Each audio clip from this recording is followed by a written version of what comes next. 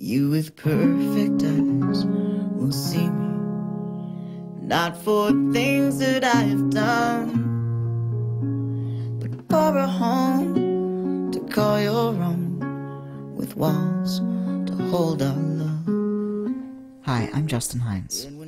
Recently I partnered with InMusic.ca to ask Canadians to tell us who's making a difference. We received hundreds of entries from all across the country, but one story above all stood out for us. In 1998, Mike Neuts got a call reporting that his 10-year-old son Miles was found hanging on a coat hook in the washroom of his school, a victim of bullying. What was intended to be a harmless prank was anything but. Miles Neuts was rushed to hospital and would succumb to his injuries a short time later. Mike and his wife Brenda endured a nightmare that continues to this day. But they did not give in to their despair. Instead, they founded an organization that helps raise awareness about bullying. Mike Neuts has dedicated his life to school children everywhere, telling his story over and over again in hopes that he might stop even one act of future bullying. Last week we drove out to the Chatham-Kent area to meet Mike and Brenda Neuts, hear their story, and to document what he's been doing to make a difference. Hi. Welcome to Berlin. Hi, how are you? Nice to meet you. Hi. How are you, my friend? Mike? Hello. How are you? Very good. Brenda, Hi. nice to meet Nice to you. meet you. How are you? Because of your situation, Yes. were you a victim of bullying? To a degree. I don't think I had it as bad as some stories I've heard of people in my situation. I think I didn't sort of really talk about this much, but I had an instance where a gentleman just took my stuff, basically, and held it for ransom and said, you know, I'm going to keep this stuff.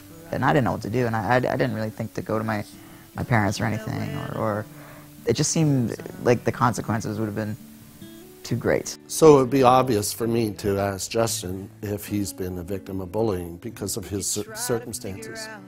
But as I look at everyone else in the room, I would describe us as all being the persona of average people. Would that be correct? But Dennis, victim of bullying? Joe? Jason?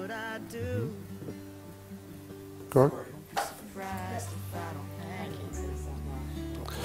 So one out of 7 of us, 8 of us.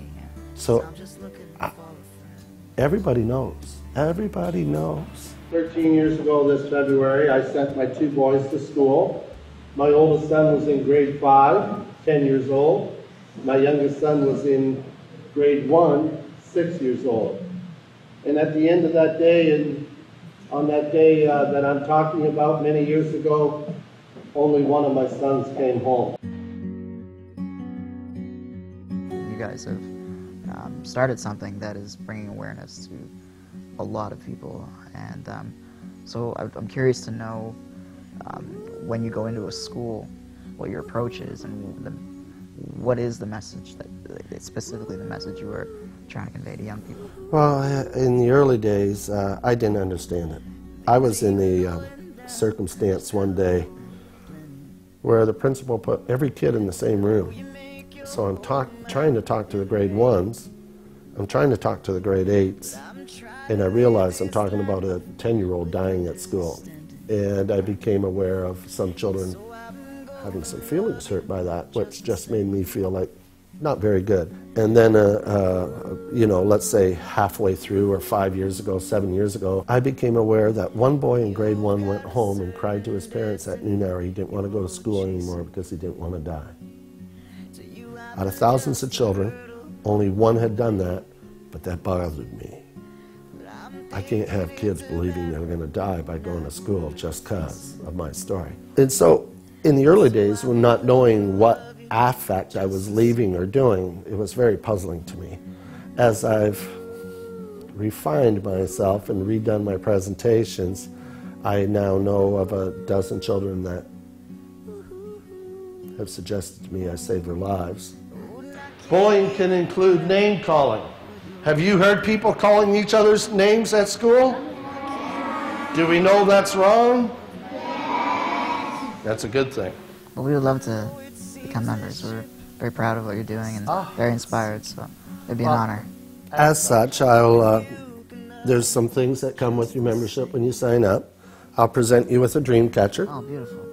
Wow. That's a showing that you are part of the dream to make the world a better place for children. I will present you with a poem that Miles wrote on March 25th of 1997. He was 9 years old. It was less than a year before he died. And the poem is entitled, What is Peace? To me, peace is love instead of hate. Peace is truth instead of lies. Peace is nature and a clean world. Peace is comments instead of complaints. So share instead of greed. Tell the truth instead of lies. Tell comments instead of complaints. Be kinder to others. Do whatever you can do to be more peaceful. If it means praying to God more or read more of the Bible, don't swear or fight. Just be more peaceful to yourself and to others. I hope my poem has made you more peaceful for our world, by Brenda Neuts. And then I would put your name on a membership card to show that we have made Justin Hines an honorary member of MCB Young Children's Association. You with perfect eyes. And there's your card. We'll see the world Thank you. brand new. Yes, you with perfect eyes. We'll see the world brand new. My 1998 wish for the world is to be more peaceful to others. My 1998 wish for my family is to be more organized and neat. My 1998 wish for me is to get my homework in on time. I won a hockey championship coaching minor hockey a few years ago. We scored the most goals. We had the fewest against. We won almost the whole regular season and swept the playoffs. But the thing I'm most proud about, we got the trophy for the least penalized team. The least penalized team. We can teach it.